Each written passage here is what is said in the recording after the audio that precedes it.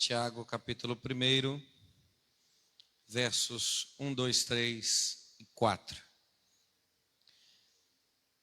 Tiago, servo de Deus e do Senhor Jesus Cristo, as 12 tribos que se encontram na diáspora, saudações.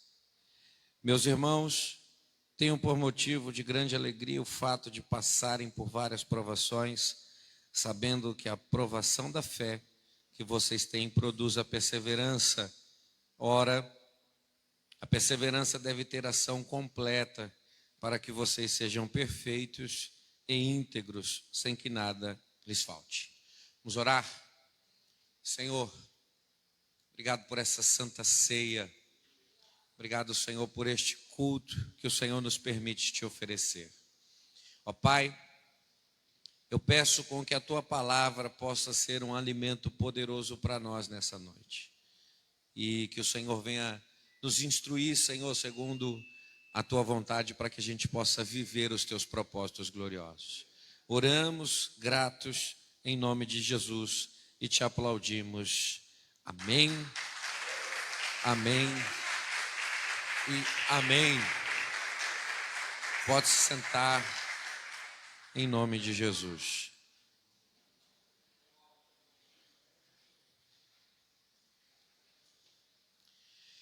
O título da mensagem dessa noite é Provações e Triunfo. E por causa de que o apóstolo Tiago escreveu essa carta? Eu citei aqui 7 problemas e eu queria compartilhar com vocês cada um deles. E o primeiro deles é: Tiago escreveu essa carta porque eles estavam enfrentando duras provações. A igreja estava sendo perseguida, a perseguição era implacável, e a gente olha para a questão opressão, ela é muito dura nesse momento em relação à igreja. Segundo, eles estavam sendo tentados a pecar, a falhar, a desistir, a abandonar, a se esquecer daquilo que Deus prometeu a eles. Terceiro, alguns irmãos crentes estavam sendo humilhados pelos ricos da sociedade de Jerusalém e outros, se não estivessem sendo humilhados, estavam sendo roubados. Quarto motivo de que Tiago escreve essa carta é que existe dentro da igreja uma luta por posições de liderança entre os membros da igreja. Existe uma guerra, Rafael, uma disputa. As pessoas estão querendo uns ser maiores que os outros. E a questão de ser um maior que o outro também implica a questão de um ser melhor que o outro. Tiago decide escrever essa carta porque o quinto problema que essa igreja enfrenta, eles estão falhando em viver aquilo que pregam. Existe uma fala, um anúncio, existe uma proclamação, existe algo que está sendo dito na sociedade, porém, eles estão falhando, eles não conseguem viver aquilo que pregam. Ouvir aquilo que eles dizem é uma coisa, ver a maneira que eles vivem é outra, bem diferente. Sexto, eles não conseguiam dominar a própria língua. São pessoas que não têm controle sobre a própria língua, e nós sabemos que quem não controla a própria língua não tem controle nenhum sobre qualquer outro membro do corpo. Essa é uma igreja que está marcada por falar demais. E sétimo, tudo isso tem levado à guerra entre os irmãos. O caos está estabelecido, o evangelho está correndo riscos, e nós vemos que Deus levanta Tiago para que ele possa anunciar uma palavra que possa mudar essa história.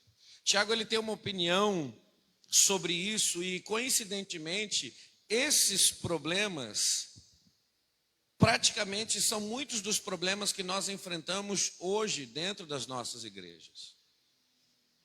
Uma síndrome de provação, tudo está difícil, tudo está complicado, nada a gente consegue, nada a gente alcança, está difícil para todo mundo, a gente não vence, a gente não conquista, a promessa não chega, a gente olha para a nossa vida e todos, em qualquer âmbito da igreja, está sendo tentado a desistir, a não vir, a abandonar, a deixar para lá. Todos nós estamos enfrentando também a questão de humilhação por uma sociedade que oprime a igreja, dizendo que nós somos pobres que carecem de Deus para que a gente possa viver. Existem muitos pensamentos de sociólogos, pessoas estudadas, que diz que a maior pobreza de um ser humano é quando ele cria um Deus para que ele possa servi-lo, para que ele possa depender disso. Eles negam a existência de Deus e acabam dizendo que nós somos a pior categoria que existe, porque se nós não criarmos essa ideia, esse ideal, a gente não consegue viver. E a gente tem uma classe alta, rica, que diz que a igreja não serve para nada, que a igreja não muda ninguém, que a igreja não transforma nenhuma vida, que a igreja não é poderosa para mudar a história de nenhuma pessoa. Por que Tiago ele vai escrever uma carta para combater esses problemas? É porque, na opinião dele, Moisés, tudo isso surge por causa de um problema só, e a raiz desse problema é imaturidade. A pessoa conheceu Jesus, a pessoa se entregou para Jesus, mas a pessoa não evoluiu na fé. A pessoa não conseguiu compreender aquilo que Deus queria para a vida dela, e ela se torna apenas alguém que vem, frequenta, mas não muda, vem, frequenta, mas não transforma, vem, frequenta, mas não evolui. E eu posso dizer aqui para todos os que estão dentro dessa casa hoje, o verdadeiro propósito de Deus para nós como igreja não é estagnação, não é paralisia, mas é evoluir, crescer, porque a falta de crescimento abre ocasião para os problemas que essa igreja enfrenta. Então Deus não nos chamou apenas para nos reunirmos, mas Deus nos chamou para que possamos nos tornar melhores a cada culto, a cada oração, a cada louvor, a cada vigília, a cada consagração, a cada relógio de oração, dentro da nossa igreja, a cada OPA, a cada tarde da bênção. É importante eu compreender que hoje é o culto que eu mostro um avanço em relação ao culto passado, mas que perante o próximo culto eu estarei melhor e fazendo coisas maiores para a glória de Deus.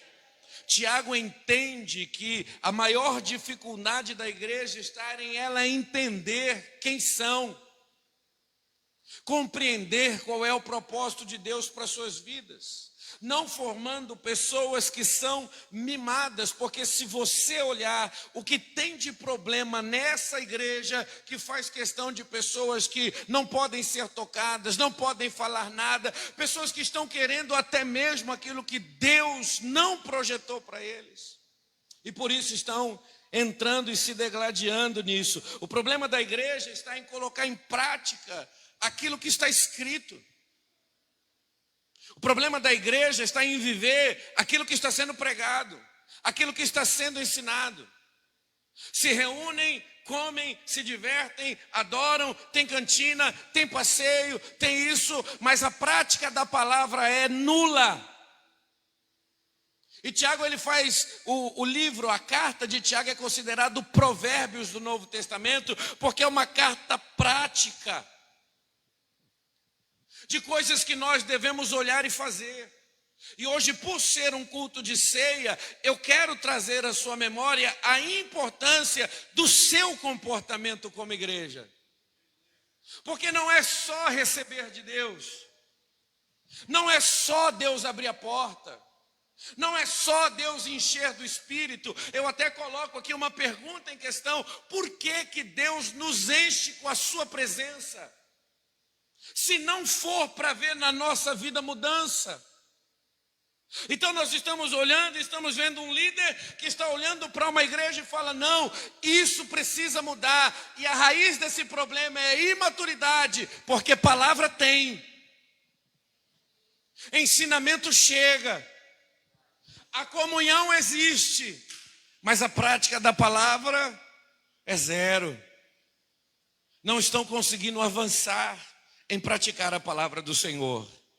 O tema central dessa carta são 3: nascimento, crescimento e maturidade. Você pode repetir em nome de Jesus? Nascimento, crescimento, maturidade. Me perdoe, está muito quente. Mais uma vez. Nascimento, crescimento, maturidade. Nascer, crescer e amadurecer.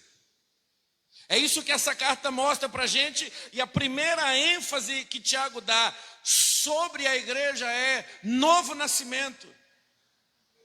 É necessário entrar dentro da igreja para se ter uma nova vida. É necessário entrar dentro da igreja para se começar tudo de novo. É necessário entrar dentro da igreja para ver um restart em nós. E ele diz isso do verso de número 13 até o 19, eu vou ler aqui, você não precisa abrir.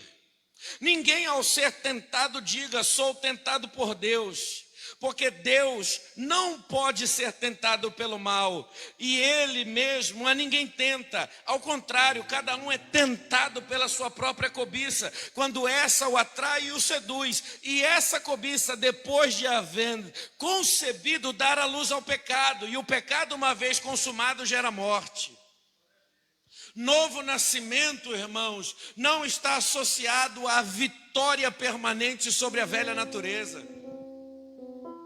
Novo nascimento não está associado à queda definitiva do homem caído.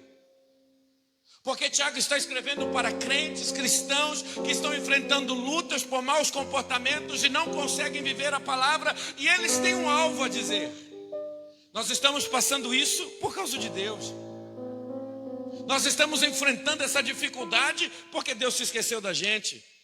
O nosso pensamento de desistir é porque o Senhor não tem nos protegido como prometeu, não tem nos guardado como assegurou, não tem nos alimentado como está escrito, garantido na sua palavra. Ele não tem dado crescimento a nós como devido. A palavra agora está mostrando que essas pessoas, de serem tão imaturas, estão dizendo: eu estou passando por problemas e o meu problema maior é Deus, porque eu decidi dar a minha vida para Ele, decidi confiar nele, mas agora eu estou vendo o mal se levantar contra a minha vida, eu estou vendo o problema atracar minha casa. Eu chego na igreja e nada acontece comigo, ninguém me vê, ninguém me dá uma oportunidade, ninguém presta atenção no meu talento. Eu não consigo ver essa pessoa crescer e eu não. A língua está descontrolada, as emoções estão feridas. Sentimentos agora servem como espada para maltratar pessoas. E Tiago está mostrando que o novo nascimento, embora a velha natureza permaneça, a Bíblia diz que o Pai nos trouxe esse novo nascimento pela sua palavra. Verso 17: toda boa dádiva e todo dom perfeito vem lá do alto, descendo do Pai das luzes, em quem não pode existir variação ou sombra de mudança, pois, segundo o seu querer, Ele nos gerou pela sua palavra da verdade, para que fôssemos como primícias das suas criaturas. Um novo nascimento já existe. E a gente olha que mesmo nascendo de novo, a velha natureza permanece, pelejando contra a nossa vida, querendo anular o propósito de Deus. Mas a Bíblia também está escrito, Tiago está mostrando: você tem condições de vencer a natureza caída. Você pode deixar para trás esse ímpeto de cobiça que leva você a errar, porque Deus tem feito em você com que a palavra desça para te formar uma nova criatura para a glória do seu nome, aonde essas coisas velhas ficam para trás e você possa ter uma vida nova para a glória de Cristo Jesus, porque aquilo que vem do alto desce. Aquilo que vem de Deus alcança. E aquilo que Deus tem para a nossa vida chega. Então eu não posso ser imaturo para dizer: não cresço porque Deus quer, não avanço porque Deus não deixa. Porque a palavra está dizendo: Deus tem crescimento para aquele que crê, para aquele que espera, para aquele que confia, para aquele que pratica, para aquele que busca. O novo nascimento é princípio de uma vida cristã, mas não é só nascer. Preciso crescer, preciso avançar. E a segunda ênfase de Tiago é o crescimento espiritual. Nós fomos chamados para uma vida espiritual. Nós fomos escolhidos, e eu tenho certeza que Deus foi seletivo. Quero você, quero você, quero você, quero você, para uma vida espiritual. E compreenda, o problema da igreja aqui é carnalidade. Quem não cresce espiritualmente continua vivendo na carne. Quem não avança espiritualmente continua enfrentando guerra entre os seus semelhantes. Quem não cresce espiritualmente continua dizendo que o problema da sua decadência é divino. Mas eu queria falar para você: o céu não tem problemas. Problemas estão aqui embaixo na terra. E o verso de número 19 diz assim, eu quero ler para você: vocês sabem estas coisas, meus amados irmãos. Cada um esteja pronto para ouvir, mas seja tardio no falar e tardio no ficar irado, porque a ira humana não produz a justiça de Deus. Portanto, deixando toda impureza e acúmulo de maldade, acolham com mansidão a palavra implantada em vocês, a qual é poderosa para salvá-los. Sejam praticantes da palavra e não somente ouvintes, enganando a vocês mesmos, porque se alguém é ouvinte da palavra e não praticante, assemelha-se àquele que contempla o rosto natural no espelho, pois contempla a si mesmo, se retira e logo esquece que era a sua aparência. Mas aquele que atenta bem para a lei perfeita, lei da verdade, e nela persevera, não sendo ouvinte que logo esquece, mas operoso e praticante, esse será bem-aventurado para realizar todas as coisas. Você pode repetir comigo? Não é só ouvir, também é praticar. Não é só vir à igreja, mas é ser igreja da porta para fora. Porque hoje eu posso estar aqui pregando essa palavra, mas eu só estou pregando essa palavra para que amanhã você possa estar vivendo ela na tua casa, no teu trabalho, na tua escola. E aí, o que a gente aprende com isso? O crescimento espiritual. Nós crescemos por ouvir. O verso de número 19 mostra: olha, você vai avançar se você ouvir. Você vai evoluir se você ouvir. Você vai crescer se você ouvir. E hoje nós estamos aqui coletivamente todos ouvindo. Mas amanhã de manhã eu posso ouvir individualmente dentro do meu quarto. Dentro do carro eu posso ouvir individualmente aquilo que Deus tem para me dizer. Então quem quer crescer muito, ouve bastante. A ênfase do crescimento espiritual, ela está descrita que a gente cresce por receber. E o verso 21 mostra isso de maneira clara. Portanto, deixando todo acúmulo de impureza, acolham com mansidão a palavra que foi implantada em vocês. Escute, Deus não só fala, mas quando Deus fala, Ele planta. Porque a espada é poderosa para penetrar a minha vida. Jesus, ele vai falar da parábola do semeador que saiu a semear. Preste atenção nisso. E semeando, ele encontrou 4 tipos de terreno. Ele encontrou 4 tipos de pessoas. E nós vamos ver aqui no final, tem quem frutifica e quem não frutifica, recebendo a mesma semente. Tem quem dá aparência que vai dar certo, e tem quem verdadeiramente dá certo, recebendo a mesma semente. Então o problema não está na palavra, e o problema não está no semeador. porque a palavra tem chegado e o semeador está trabalhando.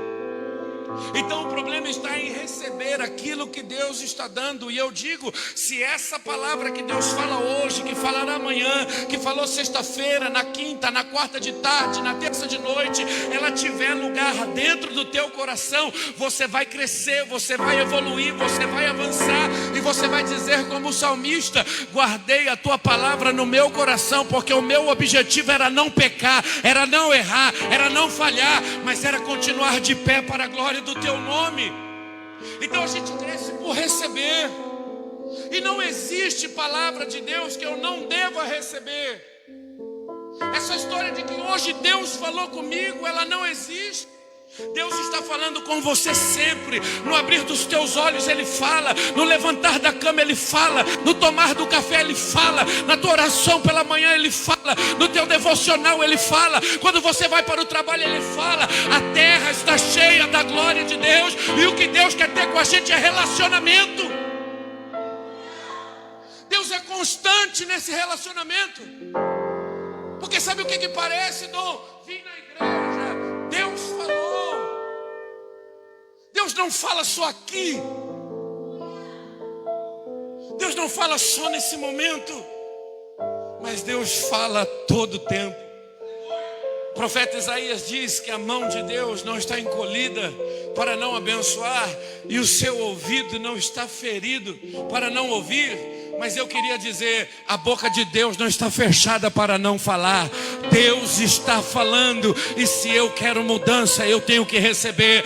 Deus está falando, e se eu quero crescimento, eu tenho que guardar. Deus está falando, e se eu quero prevalecer contra as adversidades que me tiram da presença do Senhor, a palavra de Deus tem lugar garantido dentro do meu coração, tem lugar garantido dentro de você, porque se ela tiver lugar dentro de você, você não falha.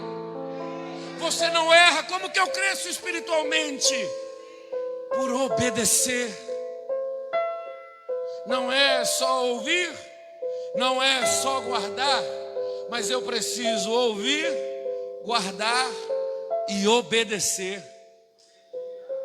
Nós não fomos chamados para ser um povo de teoria.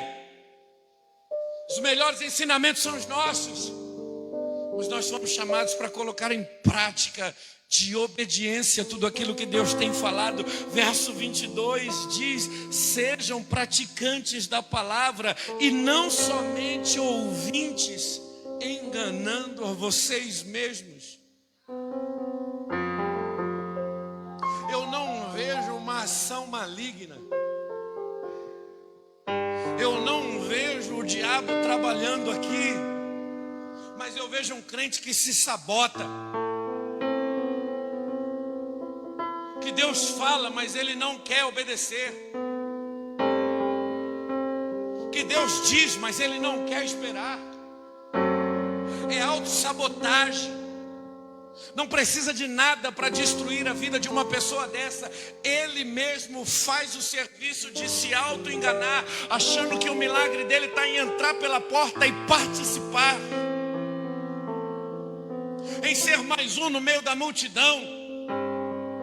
E quando a gente fala de multidão, eu posso ver a mulher do fluxo de sangue, que quando ela saiu para encontrar com Jesus, ela já falou: não, eu vou praticar o que está na palavra. Nele tem virtude, nele tem poder, nele tem autoridade, e se eu tocar eu serei curada. Tem um monte de gente em volta que toca, que encosta, que aperta. Essa é a fala dos discípulos. Mas tem alguém que está praticando pela fé aquilo que Jesus pode fazer, aquilo que Jesus pode operar, porque ela entende. Não é só participar, não é só vir, mas é obedecer aquilo que está sendo dito. Gente obediente cresce, gente obediente avança, gente obediente evolui. E a obediência, ela tem um preço caro, porque quando a palavra de ordem vem, dói. Será que eu preciso fazer isso mesmo? Muita gente desiste, muita gente abandona, muita gente para, mas existe um remanescente que fala: não, se Deus está falando eu vou obedecer, se Deus está pedindo eu vou andar, se Deus está falando eu vou marchar. Só que depois a recompensa chega. Enquanto uns continuam caídos, instruídos, os obedientes estão voando com asas como águia, adorando o nome do Senhor. A terceira ênfase é sobre maturidade. Tiago está dizendo, precisa ser adulto. Você não pode ser um cristão infantil. Você precisa ser maduro. E ele usa 3 argumentos para mostrar a imaturidade dessas pessoas. Primeiro, controle da língua. Verso de número 26 diz: se alguém supõe ser religioso, mas não refreia sua língua, está enganando a si mesmo, e a sua religião é vã. Não é dar glória a Deus, mas é falar a verdade sempre. Não é dar glória a Deus, mas é não murmurar. Não é dar glória a Deus, mas é não falar pelas costas. Não é dar glória a Deus apenas, mas é não fazer fofoca, criar caso, ser indiferente, maltratar pessoas. Não é só ser um adorador, mas ser alguém que usa a boca em qualquer lugar para a glória de Deus. E aí eu separei 2 versículos sobre a língua. Salmo 34, 12. Quem deseja ter uma vida longa e próspera? Se essa pergunta fosse feita para nós hoje aqui nesse culto, certamente, levanta a tua mão, quem quer ter uma vida linda, longa e próspera? Todos vocês estariam com a mão erguida, porque todos querem viver muito tempo. E esse tempo todos querem viver com prosperidade. Mas o texto diz, se você quer esse tipo de vida, refreie essa língua de falar maldades. Refreie os teus lábios de dizer mentiras. Não é só desejar, mas é se controlar. Colocar um freio no próprio comportamento. Ser o próprio observador da vida. E entender, até aqui eu posso ir, a partir daqui eu não posso mais. Até aqui eu posso fazer, até aqui eu não posso fazer mais. Até aqui eu estou glorificando a Deus, a partir daqui eu não vou glorificar mais. Porque eu quero viver as consequências da palavra. E uma vida longa e próspera está associada a usar a boca apenas para a glória de Cristo Jesus. Segundo, Mateus 12, 36, eu lhes digo, no dia do juízo, vocês prestarão conta de toda palavra inútil que vocês falarem. O apóstolo Paulo fala que no grande dia, as nossas obras serão passadas no fogo. E a gente pensa que foi a construção desse ministério, da parede que a gente levantou, da mensagem que a gente pregou. Mas Jesus está dizendo que no grande dia, toda palavra é inútil. E o que é inútil? É aquilo que não abençoa, que não edifica, que não constrói, que não gera vida. Inútil é aquilo que mata, é aquilo que transgride a palavra de Deus. E o Senhor está falando, no grande dia, você vai prestar conta disso.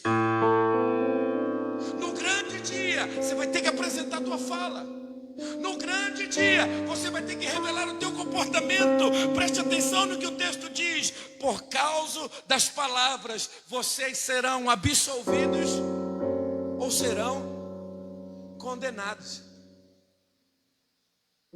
A gente espera tanta coisa que a gente pode fazer, não pode fazer. Mas Jesus está falando, cuidado com o que você fala.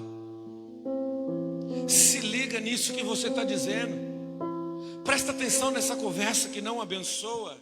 Toma cuidado com esse comentário, isso não é bom. Pode passar batido hoje, mas vai chegar um dia que você terá que prestar contas. Vai chegar um dia que você vai querer entrar no céu. E possa ser que você fique do lado de fora, apenas porque você usou a sua boca de maneira errada. Ah, pastor, mas só a língua. língua. O próprio apóstolo Tiago diz que aquele que é capaz de refrear a sua língua, esse é capaz de refrear todo o seu corpo. Deixa eu te falar uma coisa: quem consegue controlar a língua não adultera, não rouba, não prostitui, não mata, não é pornográfico, não viola a lei. Quem consegue segurar a língua, consegue segurar a inveja, controlar o desejo que não é de Deus, ele consegue glorificar ao Senhor em todas as coisas. Ah, pastor, mas só a língua? Sim. Observe as naus, os navios que, tendo um pequeno leme, consegue controlar toda a embarcação. Eu digo aqui hoje, em nome de Jesus, controle a tua boca, refreie a tua língua e se prepare para navegar em águas mais profundas para a glória de Deus, porque o Senhor tem propósito na vida daqueles que buscam a santidade. Segunda característica, porque Tiago entende que é falta de maturidade: cuidado com os necessitados. Atenção para aqueles que precisam. Enxergar quem está perto de mim está carente de uma conversa, de um abraço, de uma roupa, de um alimento, de uma oração. A igreja não foi feita para a gente chegar aqui e só ter as nossas necessidades para a gente compartilhar. Pais e irmãos, não está muito bom não, porque eu preciso disso, não tem aquilo, aquilo outro. Quem é isso? São as pessoas aqui que Tiago está escrevendo a carta. A igreja também serve para que aqui alguém que está procurando refúgio possa ser bem recebido. Alguém que está se sentindo sozinho possa encontrar companhia. Alguém que sentiu fome possa ter aqui dentro o alimento. Porque a característica da igreja é estar junto na oração, oh aleluia, mas também no partir do pão. Se um come aqui, todos têm que comer. Você crê nisso? Nós possamos, eu já falei isso aqui para a igreja, ter diferença na questão para cima. Uns podem ter até mais que os outros, mas aqui não é lugar de ter gente miserável, passando fome, porque isso revela a nossa imaturidade. Revela que a gente teve a chance de nascer, mas não cresceu. E pela falta de crescimento nós continuamos imaturos. Tiago 2,8 diz: sem dúvida vocês fazem o bem quando obedecem à lei do reino, conforme diz as escrituras: ame o seu próximo como a ti mesmo. Você pode dizer para alguém que está do seu lado: o bem que eu quero para mim, eu também quero para você. A vitória que eu quero para mim, eu também quero ela para você. A bênção que eu desejo para minha família, aleluia, eu também desejo para a sua. Porque a prova de que eu nasci, cresci e amadureci é desejar a sua vitória, desejar o seu crescimento, desejar a sua conquista, desejar a sua prosperidade, desejar o seu avanço. Deixa eu deixar uma coisa bem clara: o maior nessa igreja hoje é Cristo, e o maior continuará sendo Cristo. O maior nessa casa é Cristo, e o maior sempre será Cristo. Aqui nós nunca teremos o melhor cantor, nunca teremos o maior pregador. Aqui nós sempre teremos um rei capaz de coordenar todas as coisas, e nós amando uns aos outros, ajudando uns aos outros, fazendo tudo para a glória de Deus. Porque é mandamento nos amar. João 15:12, Jesus está dizendo: este é meu mandamento. E nas traduções mais comuns está escrito assim: amem uns aos outros como eu vos amei. Mas hoje eu estava lendo na Nova Versão Transformadora, está escrito assim: este é meu mandamento, amem uns aos outros como eu vos amo. O amor de Cristo pela nossa vida não acabou. A intercessão de Cristo pela nossa vida, ela continua, aleluia. E Ele está dizendo: da mesma maneira que eu te amo, ame também. Da mesma maneira que eu cuido da tua vida, cuide também. Da mesma maneira que eu te supro, supra também. Da mesma maneira que eu sou sua companhia, seja também. Da mesma maneira que eu preencho vazios na tua vida, preencha vazios também. Porque eu estou ativo, diz o Senhor. E é hora de você provar que é maduro e entrar em atividade também, ajudando quem precisa, intercedendo por quem não tem, socorrendo pessoas, levando o evangelho de vida e de vitória.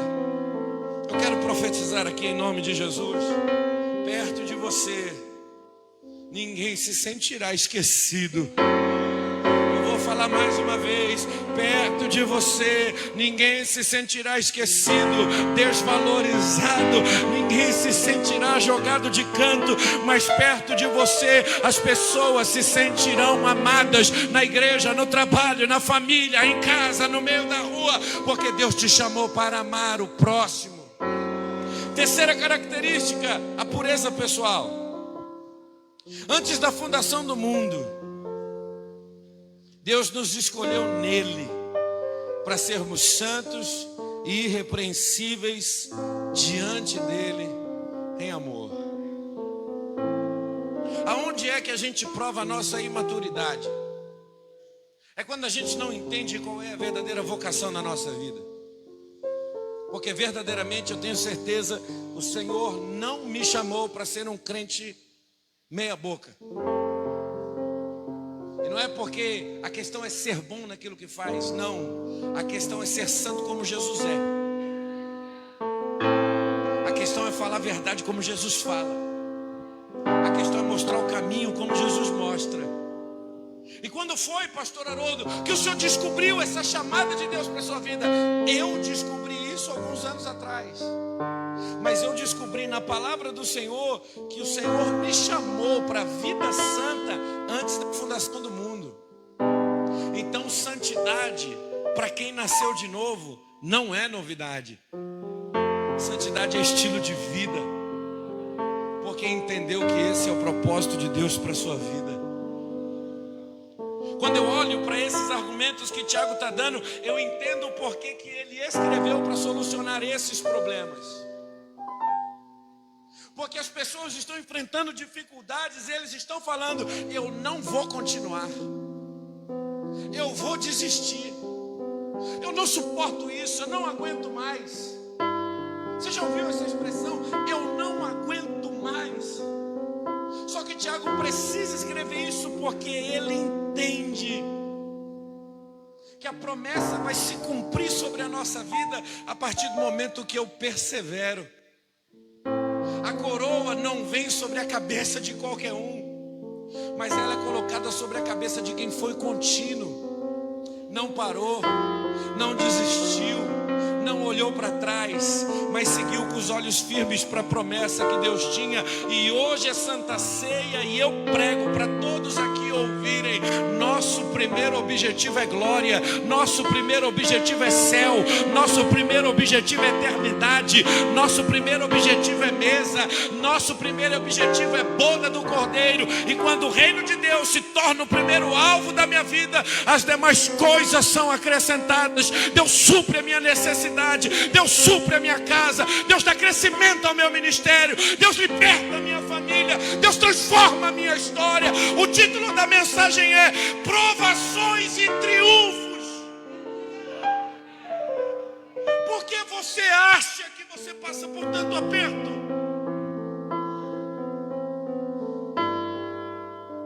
Por que você pensa que você enfrenta tanta dificuldade?